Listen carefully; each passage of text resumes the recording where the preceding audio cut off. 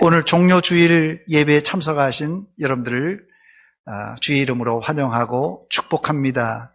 극동방송을 애청하는 청취자 여러분을 축복합니다.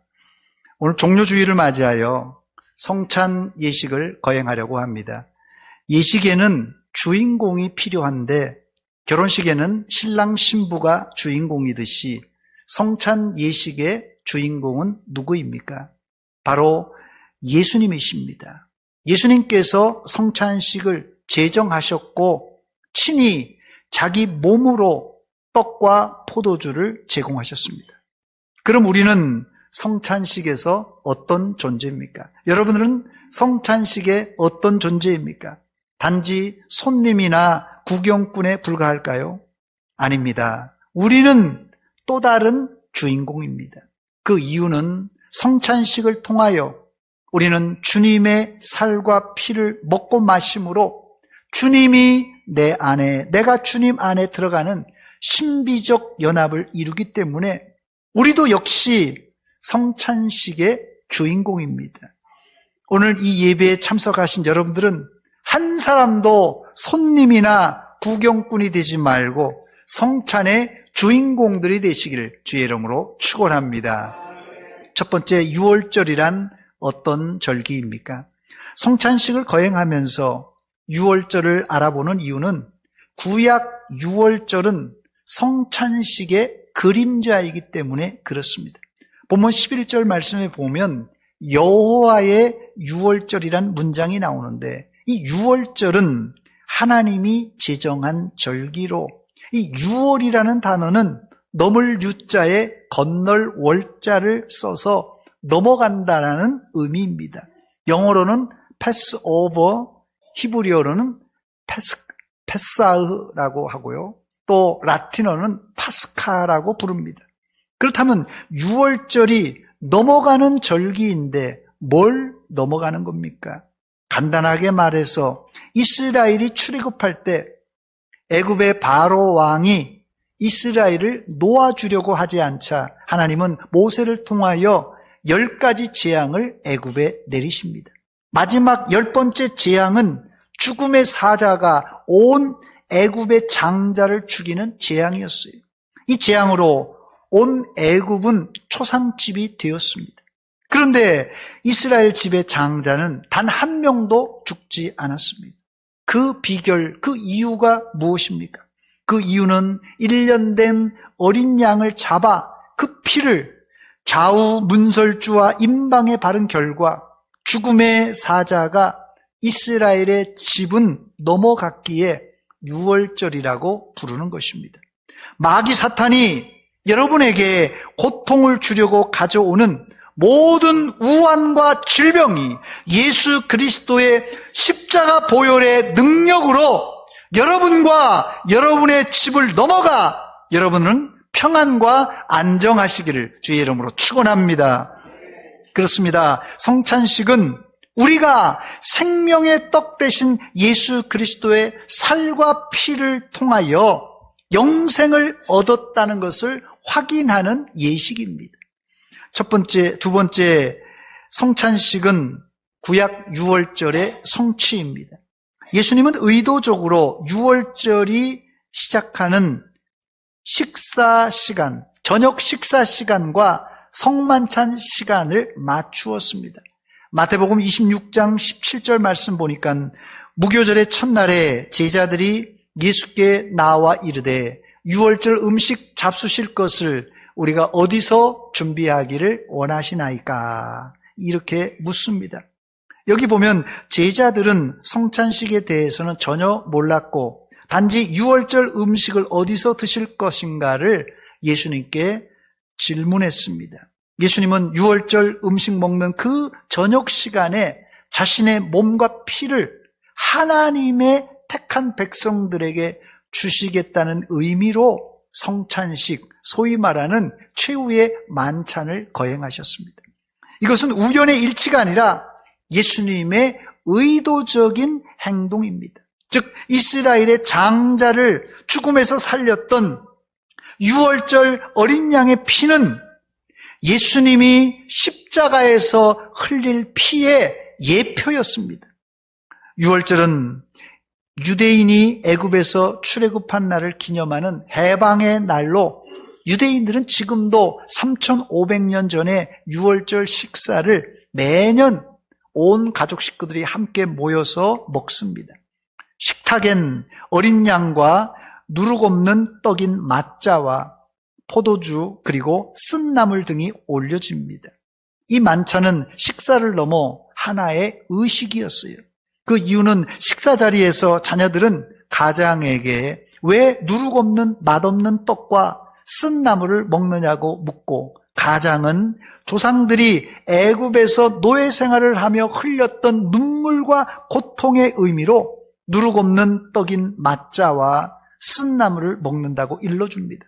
더 나아가 양고기를 먹으며 유월절 어린 양의 희생과 그 피를 보고 죽음의 사자가 넘어간 것을 설명해 주는 것으로 유월절 식사는 끝을 맺습니다. 그런데 예수님은 제자들과 유월절 식사로 끝내지 않으시고 거기에 덧붙여 자신의 살과 피를 상징하는 떡과 포도주를 제자들에게 주심으로 자신이 유월절 어린 양의 실제인 세상을 구원할 메시아인 것을 알렸습니다. 그러므로 여러분이 성찬식에 임할 때 냉랭한 마음, 무덤덤한 마음으로 임해서는 안 됩니다. 나를 위해서, 내 죄를 위해서 십자가에 달려 찢기시고 조롱받으시고 나중에는 물과 피를 다 쏟아 부어주신 예수님을 생생하게 기억하고, 여러분들은 구경꾼이 아니라 성찬식의 주인공이 되시기를 주의 이름으로 축원합니다. 세 번째, 그런데 이런 의미를 모르고 습관대로 유월절 만찬에 참석했던 베드로를 비롯한 제자들은 예수님을 부인하고 도망갔습니다. 마태복음 26장 31절 말씀 보니까 그때 예수께서 제자들에게 이르시되 오늘 밤에 너희가 다 나를 버리리라. 이 이야기는 성찬식 직후에 예수님이 제자들에게 하신 말씀입니다. 이 이야기를 들은 베드로는 자존심이 상당히 상했어요. 그래서 예수님께 이렇게 반박합니다. 마태복음 26장 33절입니다. 베드로가 대답하여 이르되 모두 주를 버릴지라도 나는 결코 버리지 않겠나이다. 그랬더니 예수님께서 뭐라고 말씀하셨습니까? 마태복음 26장 34절입니다. 예수께서 이르시되 내가 진실로 네게 이르노니 오늘 밤 닭 울기 전에 네가 3번 나를 부인하리라.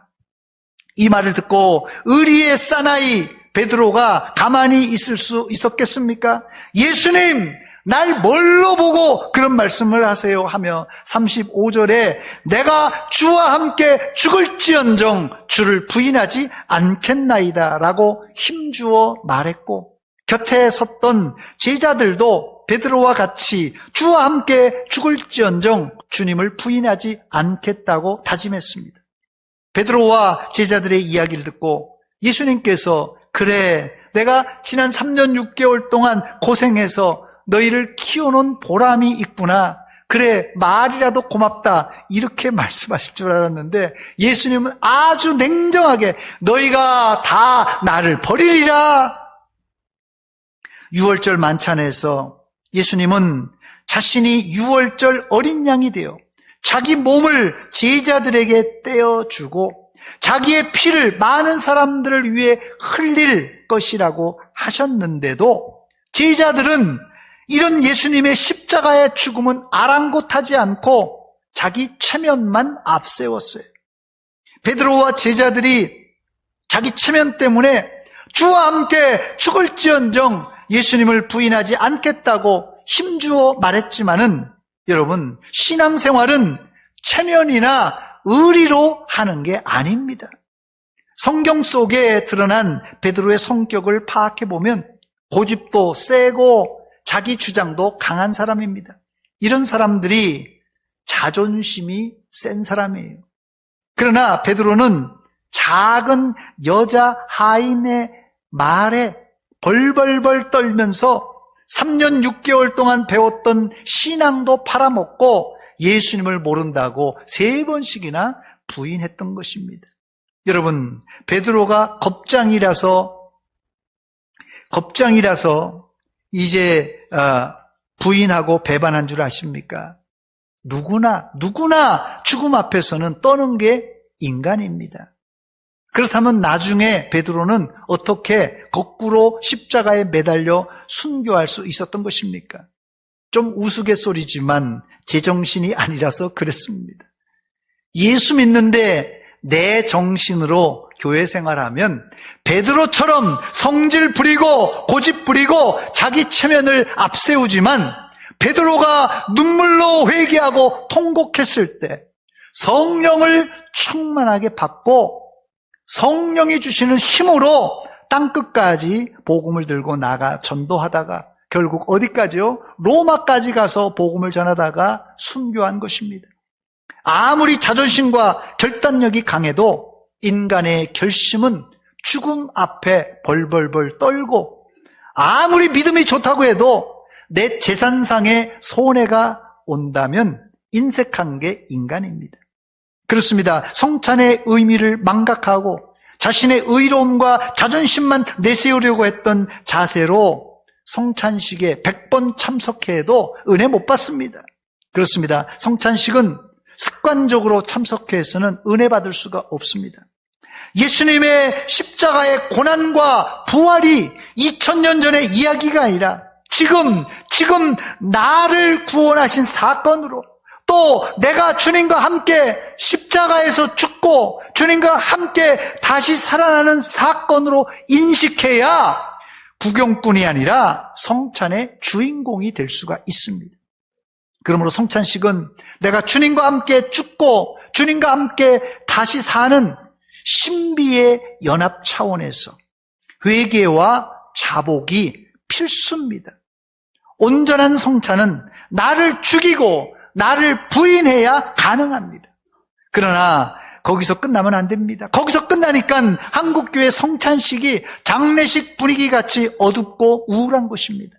예수님의 고난과 십자가에 참석하여 내가 죽었다면 이제 주님과 함께 부활할 것을 기대하고 더 나아가 승천하여 하늘 보호자에 높이 앉아 계신 영광의 주님과 함께할 천국의 잔치를 기대할 때 우리는 십자가의 슬픔을 극복하고 기쁨으로 성찬에 참석할 수 있는 것입니다.